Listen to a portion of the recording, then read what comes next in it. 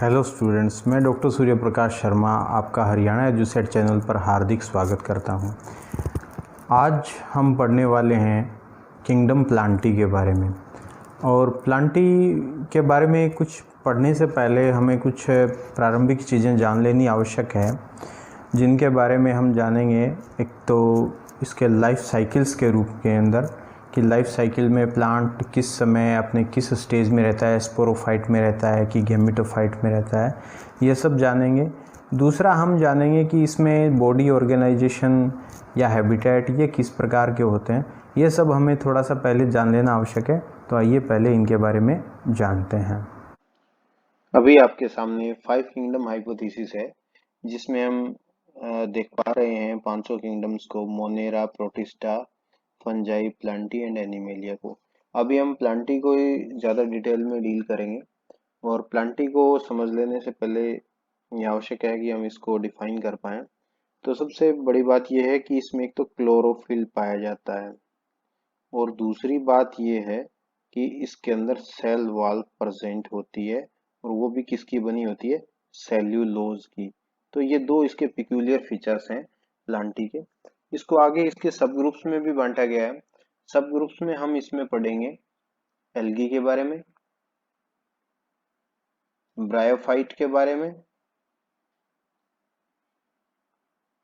Pteridophytes के बारे में,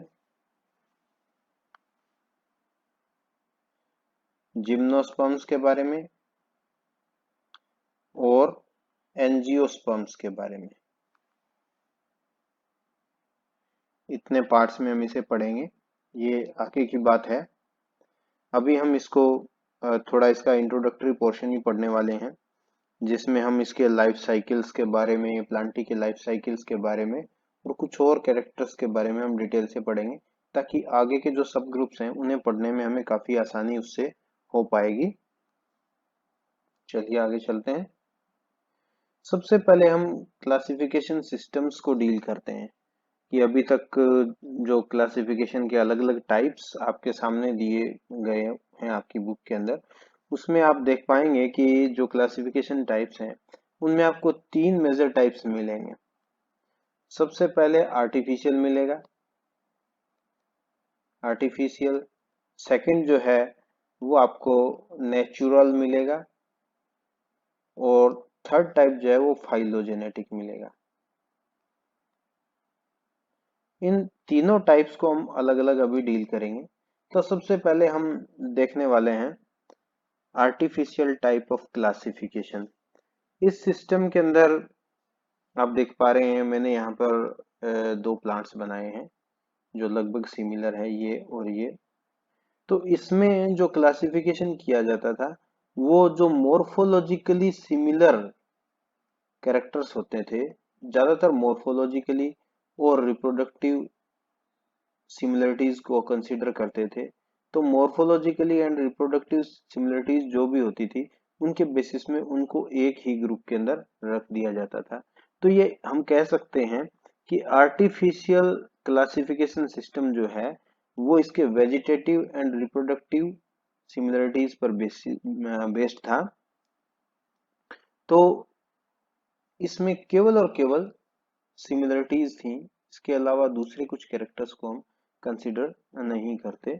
इसमें जो आपको एग्जाम्पल मिलेगा वो ये है कि जो लीनियस के द्वारा जो क्लासिफिकेशन दिया गया था, वो इसका एक काफी बड़ा उदाहरण है। आगे देखते हैं, दूसरा जो क्लासिफिकेशन सिस्टम है वो है नेचुरल सिस्टम। नेचुरल सिस्टम में भी मैंने दो प्लांट्स यहाँ पर बनाए हुए हैं। इन इनके अंदर देखिए, जो एफिनिटीज थी स्ट्रक्चर की वो तो है ही, इसके अलावा एनाटॉमी एंड फाइटोकेमिस्ट्री को भी इंक्लूड कर दिया गया। यानी ये कुछ एक कैरेक्टर ऐसे हैं जो प्लांट की आंतरिक संरचना से और उसके अंदर जो केमिकल कंस्टिट्यूएंट्स पाए जाते थे उनके बेसिस के ऊपर इसको और ज्यादा वाइड कर दिया गया। तो ऐसे क्लासिफिकेशन सिस्टम क्या कहलाते हैं? Natural systems. और इसका जो एग्जाम्पल है बेंथम एंड हुकर के द्वारा दिया गया जो सिस्टम है, वो इसका एग्जाम्पल है। इंडिया के अंदर लगभग हर्बेरियम जो है वो बेंथम एंड हुकर के क्लासिफिकेशन के ऊपर बेस्ड है। यानी आप कह पाएंगे कि जो नेचुरल एफिनिटीज तो इनकी है ही, जो आप अगर देख पा रहे हैं कि रिप्रोडक्टिव एंड मॉर्फोलॉजिकल सिमिलरिटीज तो हैं ही, इसके अलावा एनाटॉमी एंड फाइटोकेमिस्ट्री के अंदर जो सिमिलरिटीज थी उनके बेसिस पर भी क्लासिफाई किया जाने लगा। तो ये सिस्टम क्या है? नेचुरल सिस्टम है। तीसरा जो सिस्टम है, सबसे एडवांस्ड जो सिस्टम है, वो है फाइलोजेनेटिक सिस्टम। इसके अंदर क्या होता है कि खास तौर से एक बात का ध्यान रखा जाता है कि प्लांट का विकास कहाँ से हुआ है। अगर हम देख पा रहे हैं कि जो दो प्लांट है वो एक ही एंसेस्टर से डेवलप हुए हैं, तो इनको जो क्लासिफाई करने का जो सिस्टम है वो फाइलोजेनेटिक सिस्टम कहलाता है। इसमें क्या है, फाइलोजेनी यानी विकासीय जो वृत्त है उसको ध्यान में रखा जाता है। इसका जो एग्जाम्पल है वो हचिनसन द्वारा दिए गए जो क्लासिफिकेशन सिस्टम है वो है। इसमें ऐसे सिस्टम क्या कहलाते हैं? फाइलोजेनेटिक क्लासिफिकेशन सिस्टम्स कहलाते हैं। अब हम लाइफ साइकिल के बारे में देखने जा रहे हैं, एक टिपिकल प्लांट के लाइफ साइकिल के बारे में। इसमें अगर आप इसको अभी ध्यान से देखेंगे तो आप आगे जो हमारे टॉपिक्स आने वाले हैं, आगे अब ब्रायोफाइट्स, एल्गी, इन सब के बारे में जो पढ़ेंगे तो आपको ज़्यादा आसानी रहेगी। तो अभी अगर आप टिपिकल लाइफ साइकिल देखते हैं तो उसमें एक स्पोरोफाइट है। स्पोरोफाइट को हमेशा ध्यान रखें, वो डिप्लॉयड होता है।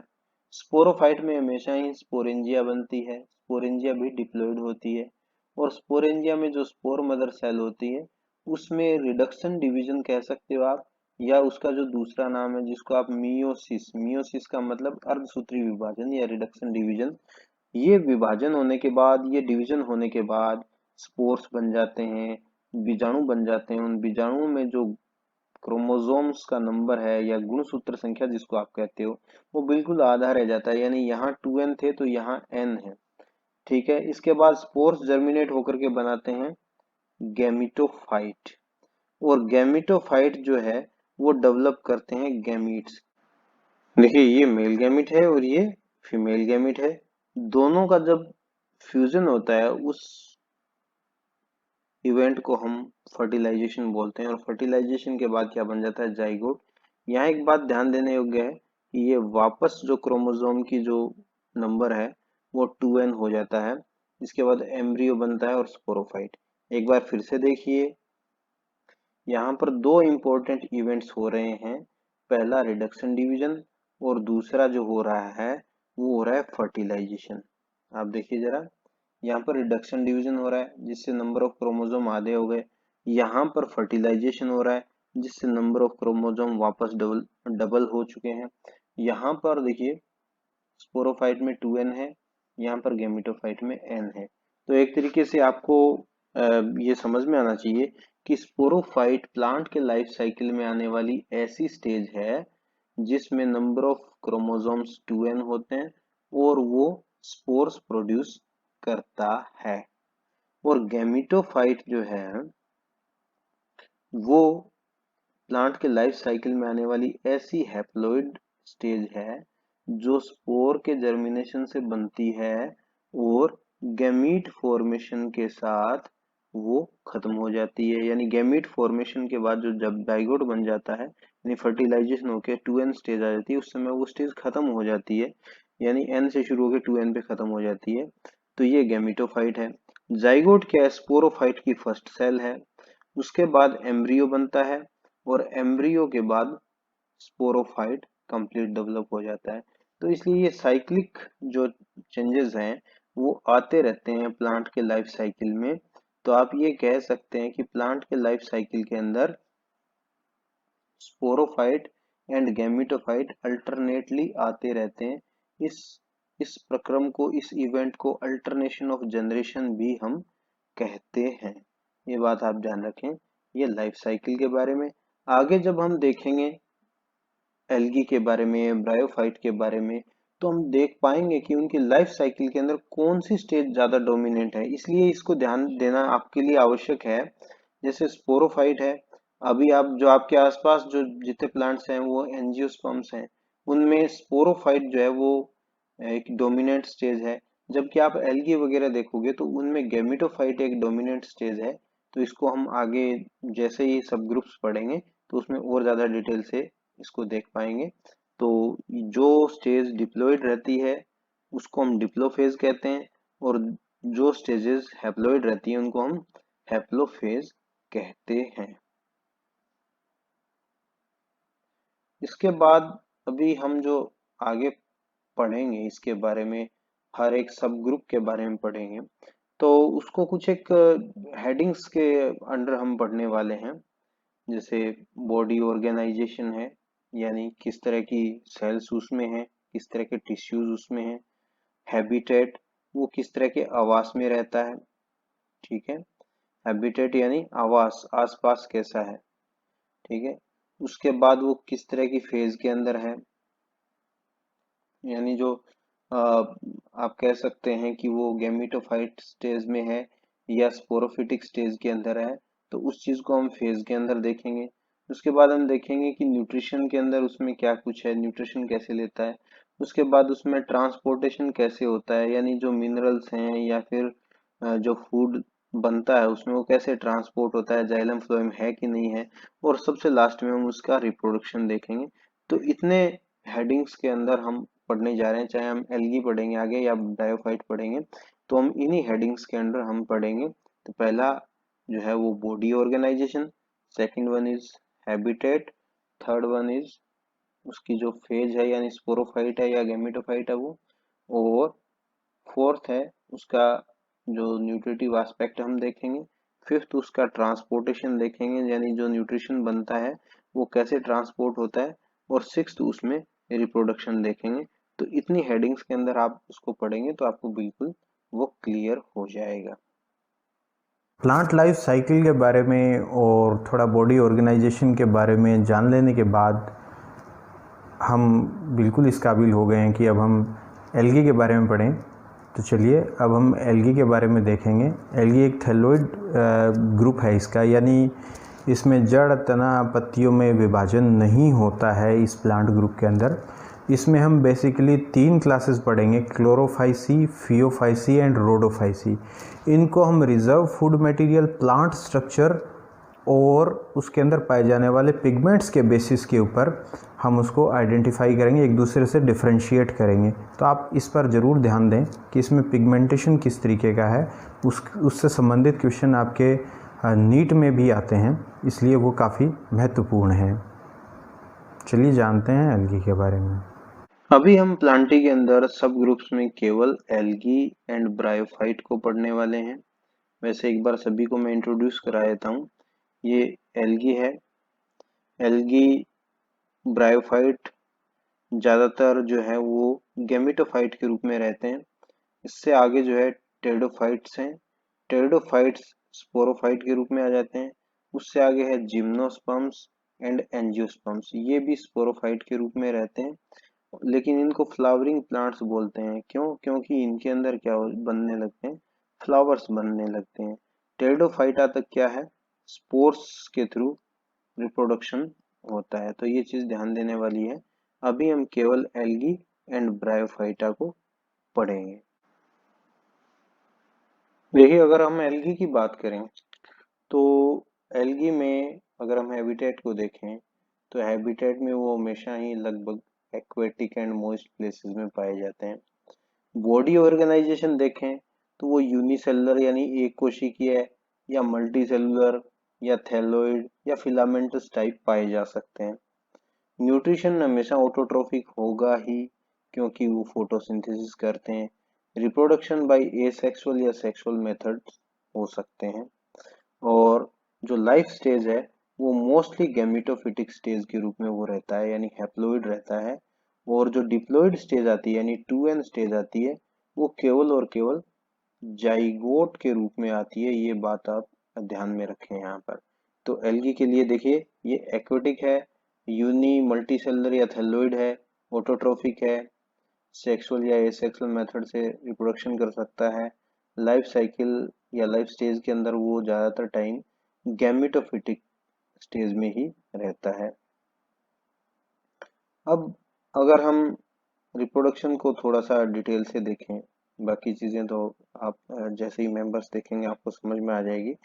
रिप्रोडक्शन में इसमें वेजिटेटिव रिप्रोडक्शन हो सकता है, यानी फ्रेगमेंटेशन के थ्रू, यानी अगर ये फिलामेंट है 2 पार्ट में टूट गया तो प्रत्येक पार्ट जो अलग अलग इंडिविजुअल का रूप ले लेगा, वो है एसेक्सुअल रिप्रोडक्शन। है एसेक्सुअल रिप्रोडक्शन में देखिए जू स्पोर्स के थ्रू हो सकता है। जू स्पोर में आप हमेशा ध्यान रखें कि ये जो यहाँ पे बन रहे हैं ये फ्लैजिला फ्लैजिला जरूर होते हैं इसमें। सेकंड एप्लेनोस्पोर्स के थ्रू हो सकता है। एप्लेनोस्पोर जूस्पोर की तरह ही होता है लेकिन इसमें फ्लैजिला नहीं होते हैं, ये आप ध्यान रखें। तीसरा जो है वो हिप्नोस्पोर्स है।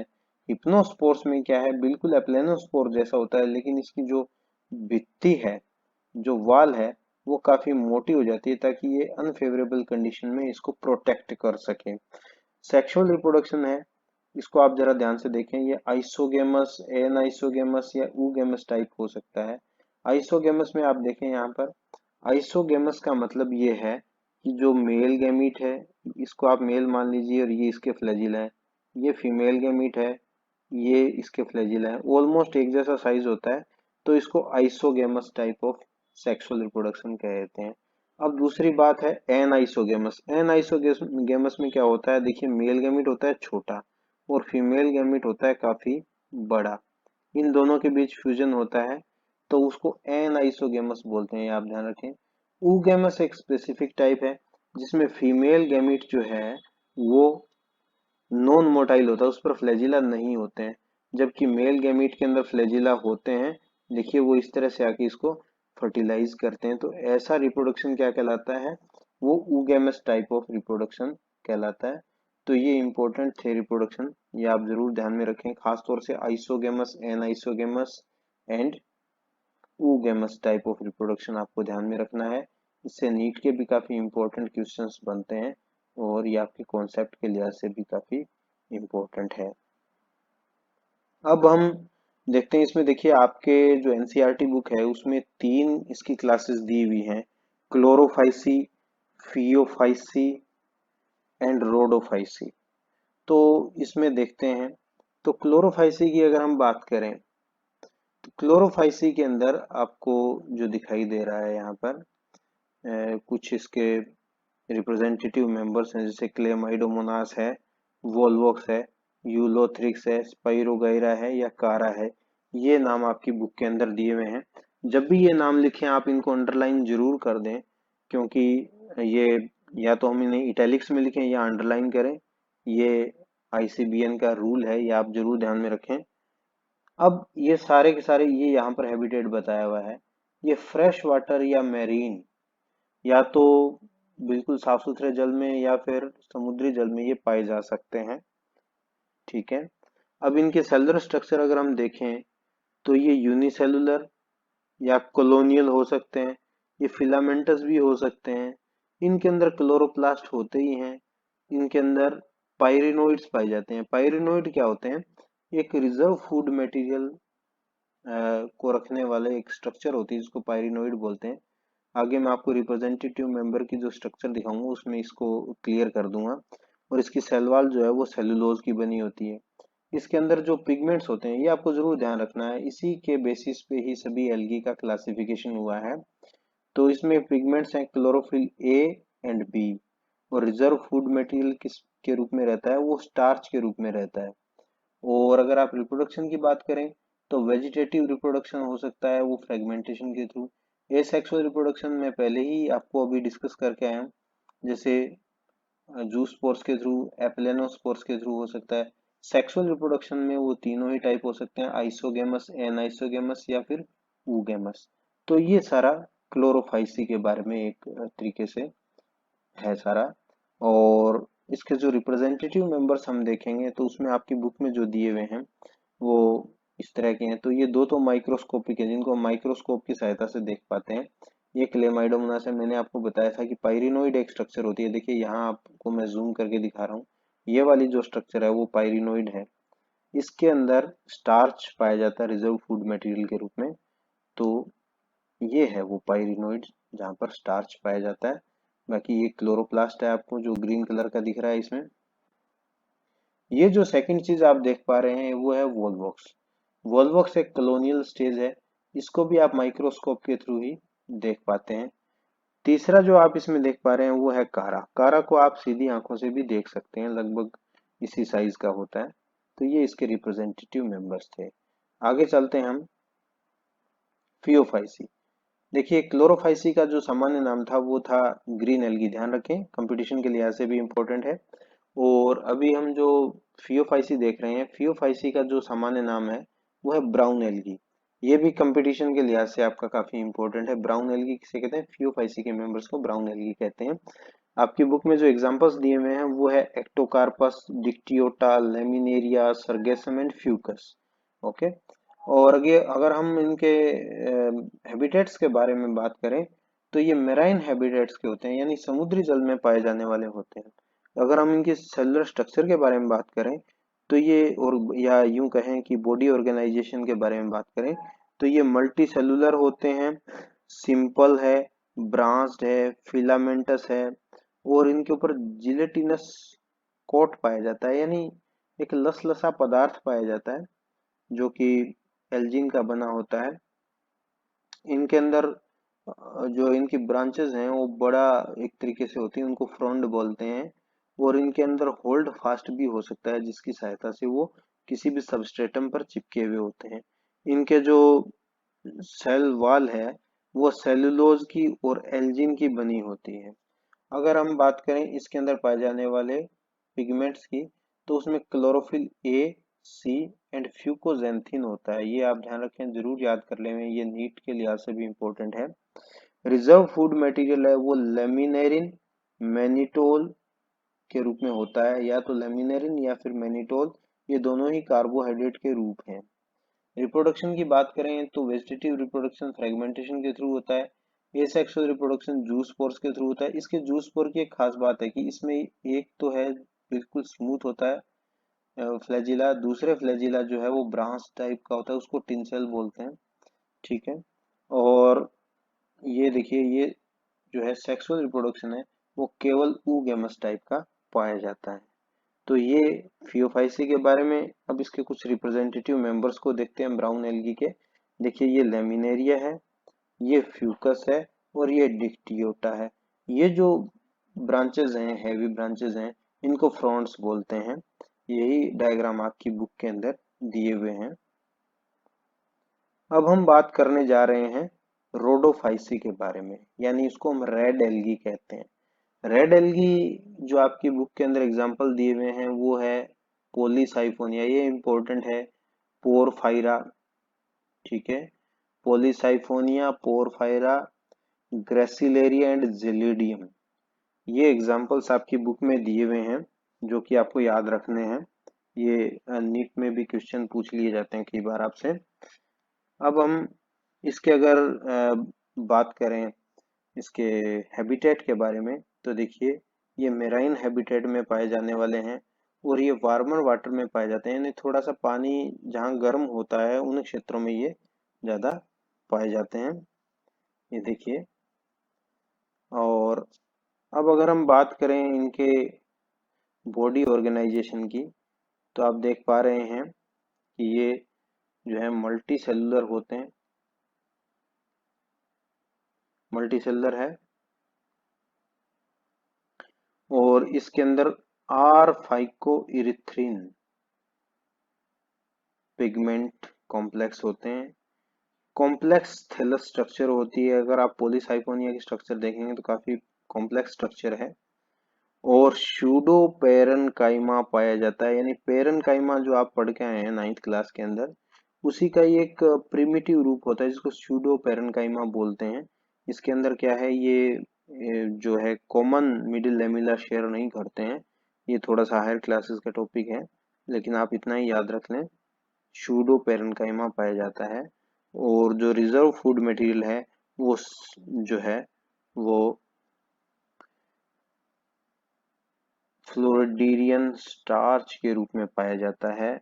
यहाँ पर देखिए क्लोरोफिल ए है, डी है, और फाइकोइरिथ्रिन है। फाइकोइरिथ्रिन मेन इंपॉर्टेंट पिगमेंट है इसका। और जो फ्लोरिडियन स्टार्च है वो एमाइलोपेक्टिन के जैसा दिखता है, एमाइलोपेक्टिन या ग्लाइकोजन जैसा कि एनिमल्स में पाया जाता है रिजर्व फूड मटेरियल, वैसा दिखता है। और अगर आप बात करें रिप्रोडक्शन की तो फ्रेगमेंटेशन के थ्रू होता है वेजिटेटिव रिप्रोडक्शन। एसेक्सुअल रिप्रोडक्शन जो है वो नॉन मोटाइल स्पोर्स के थ्रू होता है, यानी एप्लेनोस्पोर्स के थ्रू होता है। सेक्सुअल रिप्रोडक्शन है वो oogamous होता है। आपने अभी तक देखा जो तीनों क्लासेस हैं, तीनों क्लासेस की अगर हम बात करें तो सेक्सुअल रिप्रोडक्शन है केवल जो क्लोरोफाइसी था यानी ग्रीन एल्गी था उसमें तीनों टाइप का पाया जाता था। वो आप कह सकते हैं उसको isogamous, anisogamous and oogamous type. लेकिन इससे पहले जो हमने क्लास पढ़ी है, ये देखिए, उसमें भी oogamous टाइप का था, यानी जो ब्राउन एल्गी था फ्यूफाइसी का। ठीक है, इसके बाद आप यहाँ देख रहे हैं रेड एल्गी के अंदर, रोडोफाइसी के अंदर, उसमें भी oogamous है। तो ये सब है इसके बारे में। जरा देखिए, ये इसके कुछ एग्जांपल्स हैं, रिप्रेजेंटेटिव मेंबर्स हैं। ये पोरफायरा है और ये पॉलीसाइफोनिया है। पॉलीसाइफोनिया को आप हायर क्लासेस के अंदर, यानी जब आप बीएससी परस्यू करोगे तो उसमें आप देखोगे काफी कॉम्प्लेक्स स्ट्रक्चर है, 5 टाइप के इसके अंदर स्पोर्स भी पाए जाते हैं। लेकिन आपके इस क्लास के लिहाज से अभी इतना काफी है। अभी हम एल्गी का इम्पोर्टेंस देखने जा रहे हैं। सबसे जो पहली चीज देखते हैं हमें एल्गी के इम्पोर्टेंस में, कि ये बेसिक प्रोड्यूसर्स हैं, यानी महासागरों में ये पाए जाते हैं, यानी एक्वेटिक इकोसिस्टम का काफी इम्पोर्टेंट हिस्सा है ये। प्रोड्यूसर्स यानी सनलाइट का यूज करके ये फूड बनाते हैं, और फूड के रूप में जो इस्तेमाल होते हैं, डायरेक्टली फूड के रूप में जिनको हम हार्वेस्ट करते हैं, वो लेमिनेरिया एंड सरगेसम का यूज होता है। हाइड्रोकोलोइड्स कई बनाते हैं, एल्जिन बनाते हैं जो कि ब्राउन एल्गी से मिलता है, एंड कैरेगिन मिलता है वो रेड एल्गी से मिलता है। देखिए ये दोनों इंपॉर्टेंट है, ये कंपटीशन में आते हैं।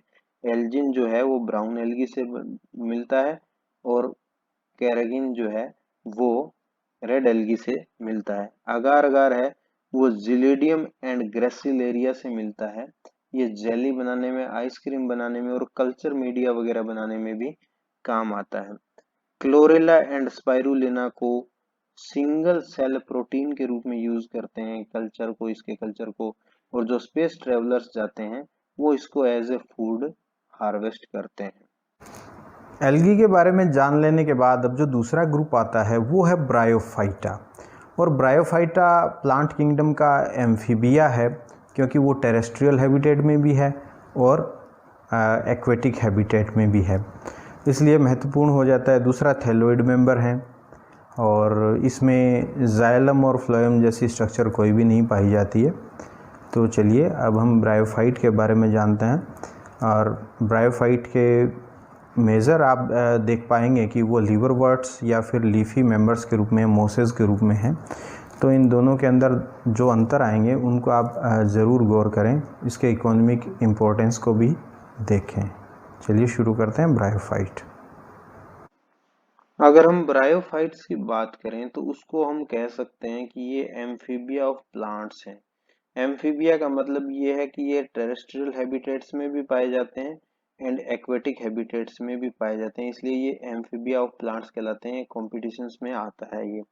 ओके, और ब्रायोफाइट्स के जो कैरेक्टर्स अगर हम देखें तो ये मॉइस्ट प्लेसेस में पाए जाते हैं, यानी बिल्कुल आप यूं कह सकते हैं नमी वाले स्थानों पर पाए जाते हैं, और ये गैमिटोफिटिक होते हैं। इससे पहले हमने एल्गी देखा था, वो भी गैमिटोफिटिक था।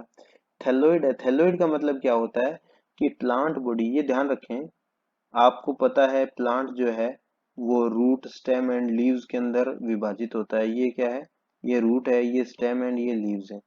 तो लीव्स, स्टेम एंड रूट्स। तो अगर लीव्स, स्टेम एंड रूट में प्लांट विभाजित ना हो तो उसको हम कहते हैं थैलोइड, यानी थैलस है वो। ओके, और इसमें फर्टिलाइजेशन के लिए वाटर की जरूरत होती है, ये भी ध्यान रखें आप। स्पोरोफाइट जो है वो गैमिटोफाइट के ऊपर डिपेंडेंट रहता है, और ये फोटोसिंथेटिक होते हैं, यानी क्लोरोफिल इसके अंदर पाए जाते हैं। ये एक मैंने टिपिकल स्ट्रक्चर यहाँ पर बनाई हुई है, ये देखिए बीच में, ये थैलोइड है बिल्कुल। ये आप मान सकते हैं कि मार्केंशिया की स्ट्रक्चर है, तो जो कि इसको लीवर वर्ट बोलते हैं। पुराने टाइम में ऐसे बिल्कुल इसकी लीवर के जैसी स्ट्रक्चर होती थी, इसलिए इनको लीवर वर्ट्स बोल दिया। ये राइजोइड्स हैं, ये इसका थैलस है, आपको पता है। लीफ, स्टेम एंड रूट्स में विभाजित नहीं होता है, डिफरेंशिएटेड नहीं होता है इसका जो थैलस है, इसीलिए इसको थैलोइड बोलते हैं, थैलस कहते हैं। अब देखिए इसकी रिप्रोडक्टिव स्ट्रक्चर्स की अगर हम बात करें तो फीमेल रिप्रोडक्टिव पार्ट है वो आर्चिगोनिया होता है, बिल्कुल देखिए ऐसा दिखता है आर्चिगोनिया। ये नेक सेल्स हैं, ये वेंट्र कैनाल सेल है, ये एग सेल है और ये इसको चारों ओर से घिरी हुई कुछ वेजिटेटिव सेल्स हैं। और ये जो है वो मेल रिप्रोडक्टिव पार्ट है जिसको हम एंथ्रीडिया बोलते हैं। ये अंदर इसके एंथेरोजोइड्स बन रहे हैं, ये बाहर की तरफ ये जैकेट सेल्स हैं इसके, और ये इसका स्टाक है। तो ये male and female reproductive organs है जो कि इसके गेमिटोफाइट पर लगते हैं। अब अगर आप एक इसका टिपिकल लाइफ साइकिल देखें जरा, आप ये मान सकते हैं जो हमने पहले डायग्राम में बनाया था, ये एक गेमिटोफाइट है, उस पर आर्चिगोनिया एंड एंथ्रीडिया लगते हैं, ठीक है। एंथ्रीडिया में एंथेरोजोइड बनते हैं, आप देख के आए अभी, और आर्चिगोनिया में एग बनता है। दोनों का क्या होता है, फर्टिलाइजेशन होता है, फर्टिलाइजेशन के बाद जो है जाइगोट बन जाता है। जाइगोट स्पोरोफाइट की फर्स्ट सेल है। उसके बाद जो है कंप्लीट स्पोरोफाइट डेवलप होता है जो कि फूट, सीटा एंड कैप्सूल में इसके अंदर डिवाइडेड होता है। ये जो स्पोरोफाइट आप देख रहे हैं ये फूट, सीटा एंड कैप्सूल के अंदर डिवाइडेड होता है। आप हायर क्लासेस के अंदर इसको पढ़ेंगे, ये भी 2n है। और इसके अंदर जो स्पोरोजिनस टिश्यू होता है वो भी 2n होता है, यानी डिप्लॉयड होता है।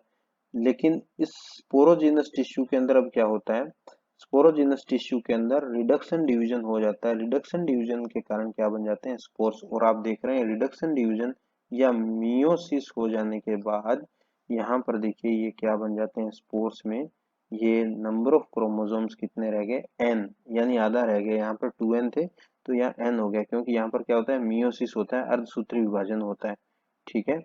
स्पोर्स के बाद जो है स्पोर्स जर्मिनेट होकर के क्या बनाते हैं, जहां से हमने लाइफ साइकिल को शुरू किया था, ये जो गैमिटोफाइट है, गैमिटोफाइट वापस बन जाता है। तो ये पूरा का पूरा एक तरीके से इसका लाइफ साइकिल है।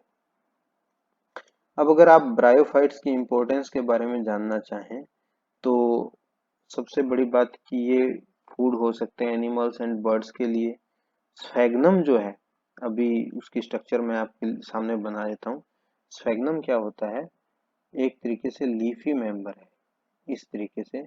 तो उसमें क्या है, ये इसकी लीव्स पाई जाती हैं, ये यहाँ इस तरीके से, ठीक है। और यहाँ पर उसका ये कैप्सूल हो सकता है। इसकी वाटर होल्डिंग कैपेसिटी बहुत ज्यादा होती है, इसीलिए इसको पैकिंग के रूप में काम में लेते हैं। इसको पीट मोस भी कहते हैं, आप याद रखें क्या कहते हैं, पीट मोस। ये मोसेस हैं, ये लीफी मेंबर्स हैं। अच्छा, दूसरे ये पायोनियर्स होते हैं। पायोनियर्स का मतलब क्या है, जब भी किसी चट्टान पर बिल्कुल बैरन एरिया है वहां पर जब प्लांट्स लगने शुरू होते हैं तो वहां पर लाइकेन के बाद आने वाले जो प्लांट्स हैं वो ये ब्रायोफाइट्स ही होते हैं, इसलिए इनको पायोनियर्स भी बोलते हैं। अब देखिए लीवर वर्ट्स, मैंने आपको पहले ही बताया था, सबसे पहले हमने जो देखा था इसका डायग्राम लीवर वर्ट का, ये देखिए ये एक लीवर वर्ट का डायग्राम है, मार्केंशिया का डायग्राम है। मैंने कहा था लीवर जैसी स्ट्रक्चर पुराने समय में दिखती थी इसकी, तो यही नाम इसका रख दिया गया लीवर वर्ट। लीवर वर्ट के अंदर देखिए ये थैलोइड होते हैं, इनके अंदर गैमी भी पाए जा सकते हैं वेजिटेटिव रिप्रोडक्शन के लिए। गैमी स्पेसिफिक स्ट्रक्चर होती है ब्रायोफाइट्स में पाए जाने वाली, जो कि वेजिटेटिव रिप्रोडक्शन के लिए पाई जाती है। ये भी कंपटीशन के लिहाज से आपका काफी इंपॉर्टेंट है। सेक्सुअल रिप्रोडक्शन में हो सकता है मेल एंड फीमेल थैलस अलग अलग हो सकता है, एक ही थैलस हो, लेकिन मेल रिप्रोडक्टिव ऑर्गन क्या होंगे, एंथ्रीडिया होंगे, और फीमेल रिप्रोडक्टिव ऑर्गन क्या होंगे, आर्चिगोनिया होंगे। ये आपको ध्यान रखना है। मोसेस जो है लीफी मेंबर्स हैं, मैं आपको पहले ही बता चुका हूँ, लीफी मेंबर्स हैं। और इसके अंदर देखिए जो स्पोर है वो जर्मिनेट होकर के प्रोटोनीमा बनाता है। प्रोटोनीमा जो है वो लीफी स्टेज बनाता है, और उसके अंदर जो male branch and female branches अलग अलग होती हैं, जिनके ऊपर मेल ब्रांच के ऊपर क्या लगेंगे, मेल रिप्रोडक्टिव ऑर्गन यानी एंथ्रीडिया, और फीमेल ब्रांच के ऊपर क्या लगेगा, आर्चिगोनिया। ओके। और अब आप कह सकते हैं कि ब्रायोफाइट्स क्या है। ब्रायोफाइट्स को हम कह सकते हैं, bryophyte is a group of plants having autotrophic thalloid gametophytic main plant body and sterile jacket cells on multicellular sporophytic stage. तो इस तरीके से आप डेफिनेशन बना सकते हैं, आप एल्गी की डेफिनेशंस भी बना सकते हैं इसी तरीके से। आज के लेक्चर में हमने प्लांटी के बेसिक कॉन्सेप्ट्स को जाना है, जिसमें हमने प्लांट के बेसिक लाइफ साइकिल के बारे में, उसकी बेसिक स्ट्रक्चर्स के बारे में जाना है और विशेषतया एल्गी और ब्रायोफाइट के बारे में हमने पढ़ा है, इन दो सब ग्रुप्स के बारे में। एल्गी में हमने क्लोरोफाइसी, फियोफाइसी एंड रोडोफाइसी के बारे में पढ़ा है और ब्रायोफाइट्स में हमने लीवरवर्ट्स एंड मोसेस के बारे में पढ़ा है। इनके दोनों ही ग्रुप्स के इकोनॉमिक इम्पोर्टेंस भी देखे हैं। तो हमें लास्ट में क्या करना चाहिए, इन सभी के जो ग्रुप्स में भी जैसे क्लोरोफाइसी, फियोफाइसी एंड रोडोफाइसी है, उनको टेबुलर फॉर्म में लिखना चाहिए, उनके जो पॉइंट्स हैं उनको पूरी तरह से लिखना चाहिए और लीवरवर्ट्स एंड मोसेस के भी पिक्यूलियर फीचर्स को हमें लिखना चाहिए ताकि हम इनको क्लियरली डिफरेंशिएट कर सकें एक दूसरे से। और ये सब आपके लिए कंपटीशन के लिहाज से काफ़ी महत्वपूर्ण रहेंगे, तो कृपया इसको आप कॉपी में नोट ज़रूर कर लें। आशा है आपने आज लेक्चर को पूरी तरह से एंजॉय किया है। धन्यवाद।